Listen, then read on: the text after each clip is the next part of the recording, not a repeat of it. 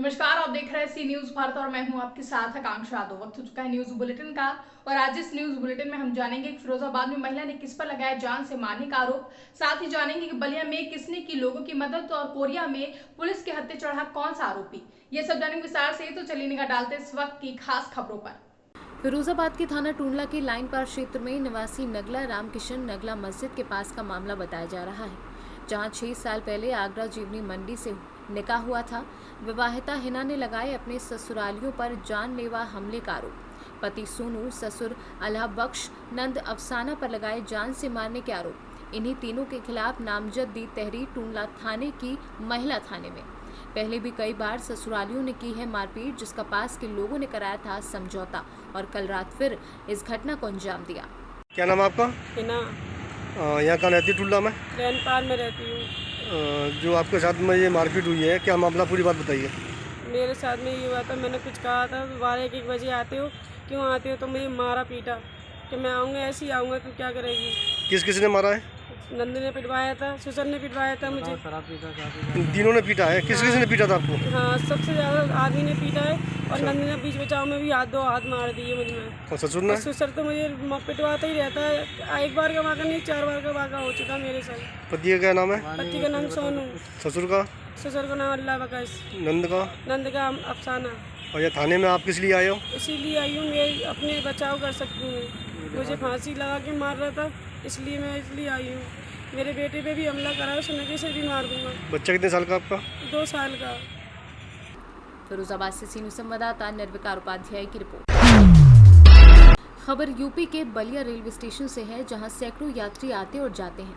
Corona के इस मुश्किल दौर में भी एक महिला हर रोज रेलवे स्टेशन आती है, पर ट्रेन से सफर करने के लिए नहीं, बल्कि इंसानियत के सफर को आगे बढ़ाने के लिए, ताकि कोई भूखा न रहे। जी हाँ, ये है अर्चना पांडे, जो हर दिन रेलवे स्टेशन पर गरीब लोगों को खाना खिलाती हैं। भूख से लड़ते इन गरीब लोगों के लिए अर्चना पांडे किसी मसीहा से कम नहीं है। सामाजिक सेवा का जुनून अर्चना में ऐसा है कि जिस दिन घर से खाना नहीं लाती, उस दिन रेलवे स्टेशन के बाहर लगी दुकानों से खाने पीने का सामान खरीदकर इनके चेहरों पर मुस्कान लाने की कोशिश करती हैं। अर्चना पांडे का कहना है कि जननायक विश्वविद्यालय की कुलपति महोदया को वो अपना आदर्श मानती हैं। ऐसे में सभी से अर्चना की अपील है कि हम अपने लिए तो हर रोज जीते हैं, कभी समाज के लिए भी जी कर देखें। तो जनता जो डेली वेज पे कमाती है, खाती है, या जो मांगने खाने वाले लोग हैं, उन लोग को बहुत प्रॉब्लम होती है। मैं आज निजी काम से बैंक आई थी, सेंट्रल बैंक है ना। तो जब मैं बैंक आई थी तो मैं जब बैंक के बाहर निकली, मेरी अभी गाड़ी आने में थोड़ी लेट थी, तो मैंने देखा कि लोग 5 रुपये दे दीजिए, 10 रुपया दे दीजिए। तो मैंने कहा दूंगी नहीं, पैसा नहीं दूंगी, बट आप लोग को जो खाना है आप खा लो। तो मैंने इनको बोला, ये ठेले वाले को, क्योंकि सारी दुकानें बंद थी, ये खोले हुए थे, तो मैंने कहा भैया सैनिटाइज करके कायदे से सब लोग को खाना वाना दे दो। तो इन लोगों ने दे दिया। हाँ, मैं हमेशा, मेरा रोज का है सर, ऐसा नहीं है कि मेरा एक दिन का है, मेरा रोज का है। और मैं नहीं चाहती, मुझे नेता नहीं बनना है ना। मैं ये चाहती हूँ कि जो भगवान ने दिया है, तो जो दिया है उसी में जनता की मुझसे जितनी हो सकती है सेवा करूँ। क्योंकि आप या आपकी मदर कैसे, मतलब क्या करते हैं आप? देखिए, परिवार है, पति हैं, अच्छी जॉब में है, अच्छी जगह पे हैं, मदर है, रिटायरमेंट भी है, और मेरी जो सर्वे सर्वा है, हमारी महामहिम, हमारी कुलपति महोदया, जो माँ से क्या इस दुनिया से सबसे, भगवान से भी मेरे लिए बड़ी हैं। तो कुलपति महोदया का भी ये रहता है, बेटा जहाँ भी हो जाए तो तुम मदद करना लोगों की। तो हम उनके अनुसार ही अपने जीवन को ढाल दिए हैं कि मैं करूँगी और मैं मदद करती हूँ। मुझे ये भी नहीं है कि खुशी मिलती है जब आप, बहुत ज़्यादा खुशी मिलती है। किसी को खिलाने से ज़्यादा कोई चीज़ नहीं मिलता है सर, क्योंकि जो अभी है, देखिए, जब मुंह पे पेट में खाना रहेगा तो मुँह पे पाउडर अच्छा लगेगा। हमें नेता नहीं बनना है, बनना रहता तो मैं बहुत पहले नेता बन के रहती। पैसा तो बहुत सारे लोगों के पास है, या बहुत सारे लोग नहीं कर पाते जी। उन लोगों को क्या आप संदेश देना चाहेंगे? देखिए, हम यही कहेंगे कि बहुत कुछ मत करो, अपने लिए तो सब जीते हैं, जरा समाज के लिए जी के देखो।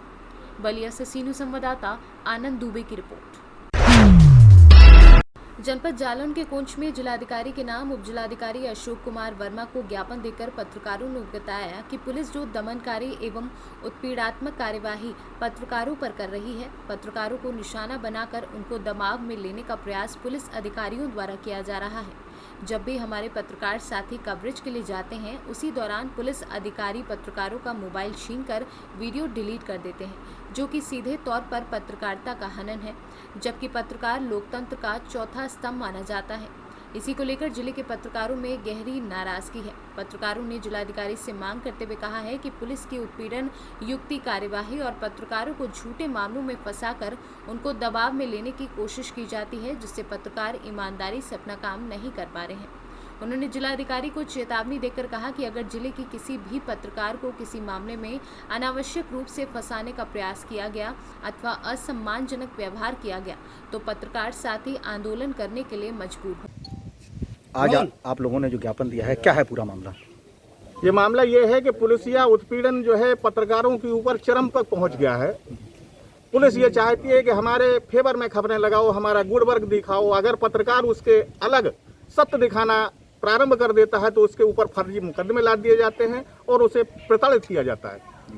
आप लोगों ने ज्ञापन के माध्यम से क्या मांग की गई है और किसको संबोधित ज्ञापन दिया है? हमने जिलाधिकारी को संबोधित ज्ञापन उप जिलाधिकारी माननीय अशोक कुमार जी को दिया है और ये मांग की है कि ये पुलिस के जो रवैया है, अगर इस रवैया से वो बाज नहीं आते हैं तो हम एक विशाल आंदोलन करने के लिए सक्षम हैं और उसको करेंगे। ये किस ज्ञापन किसके आह्वान पर दिया गया है? ये ज्ञापन जो है कि किसी बैनर तले नहीं है, ये समस्त पत्रकार संघ की तरफ से है। द्वारा किए जा रही शोषणात्मक कार्यवाही को देखते हुए ये ज्ञापन जो पत्रकारों के खिलाफ जहर उगल रही है, सरकार उगल रही है या हम उगल रहे हैं या कोई भी उगल रहा है, लेकिन पुलिस ज्ञात और अज्ञात लोगों को अननेसेसरी तरीके से जो है मुकदमा दर्ज करके परेशान कर रही है, जबकि ऐसा नहीं होना चाहिए। मीडिया भारत सरकार का चौथा स्तंभ है और स्तंभ को अगर हिलाया जाएगा तो एक स्तंभ नहीं गिरेगा, चारों स्तंभ गिरने की संभावना में रहते हैं। और चाहे नोएडा हो, चाहे लखनऊ हो, चाहे अलीगढ़ हो, जहाँ भी पत्रकारों का उत्पीड़न किया जा रहा है और उनके विरुद्ध कार्रवाई की जा रही है, उसी स्थिति को देखते हुए जनपद जालौन में भी कई पत्रकारों के विरुद्ध ज्ञात और अज्ञात को लेकर मुकदमा दर्ज किया गया है। ये कार्रवाई पुलिस की अच्छी नहीं है और अगर प्रशासन और शासन इसको गंभीरता से नहीं लेता है तो आर पार की लड़ाई के लिए समस्त पत्रकार संगठन तैयार हैं। फिर जालौन से सीनू संवाददाता जितेंद्र कुशवाहा के साथ जान मोहम्मद की रिपोर्ट। कोरिया जिले के अंतर्गत आने वाला खड़गवा क्षेत्र के एक मामले में एससीसीएल में नौकरी दिलाने के नाम पर 9 लाख रुपए की ठगी करने वाला आरोपी पुलिस के हत्थे चढ़ गया है। गौरतलब हो कि नौकरी दिलाने के नाम पर ही नियुक्ति पत्र देकर 3 लोगों से 9 लाख रुपए की ठगी करने वाला आरोपी जहां एक तरफ जेल गया, वहीं दूसरी तरफ आरोपी के खिलाफ अन्य प्रकरण भी सामने निकल कर आ रहे हैं। जांच के बाद पता चलेगा कि ठगी करने वाला आरोपी और कितने लोगों को ठगी का शिकार बना चुका है।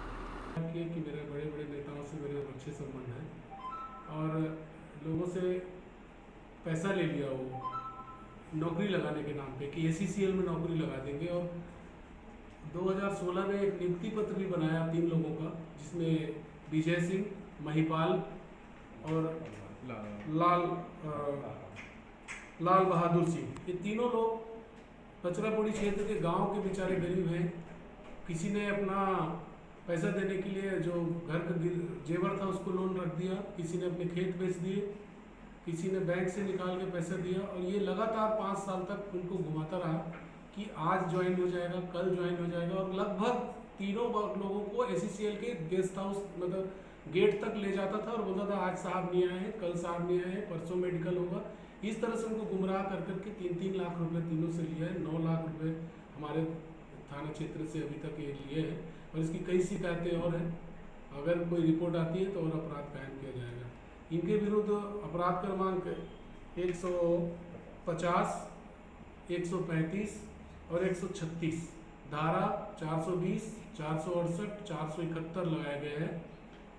और जो फर्जी नियुक्ति पत्र महिपाल सिंह बचरापुरी ग्राम भरदा।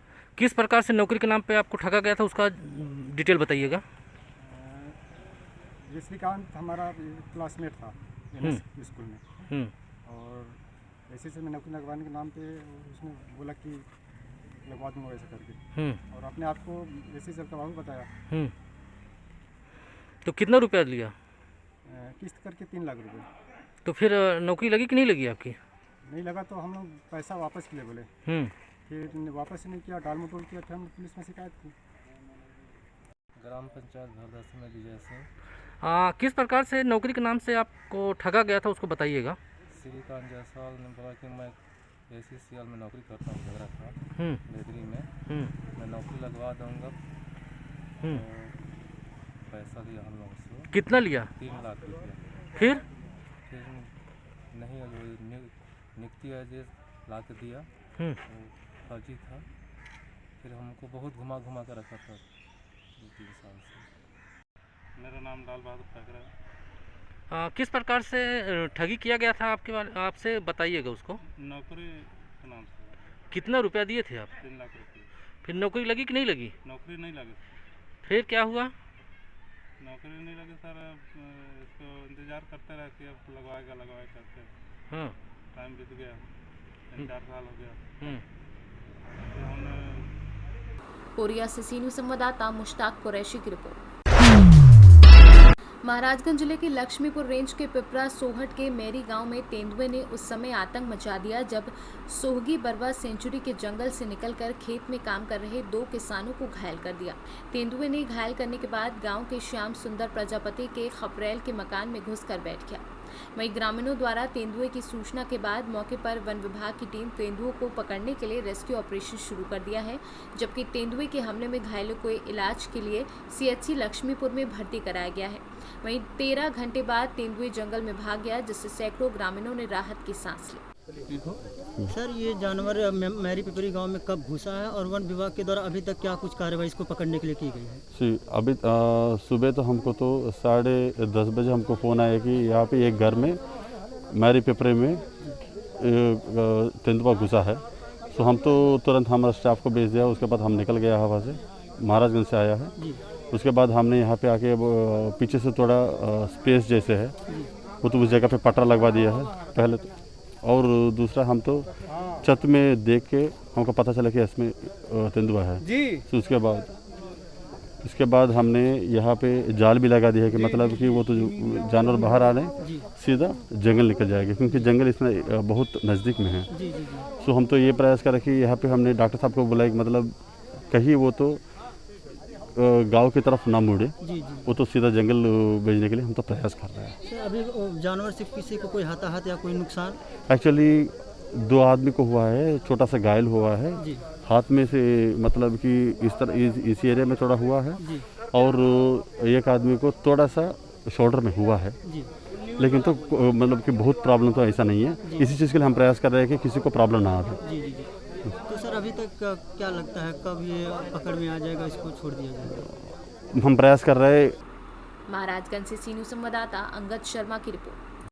फिलहाल के लिए न्यूज बुलेटिन में बस इतना ही। देश और दुनिया की तमाम बड़ी खबरों के लिए देखते रहें सी न्यूज भारत।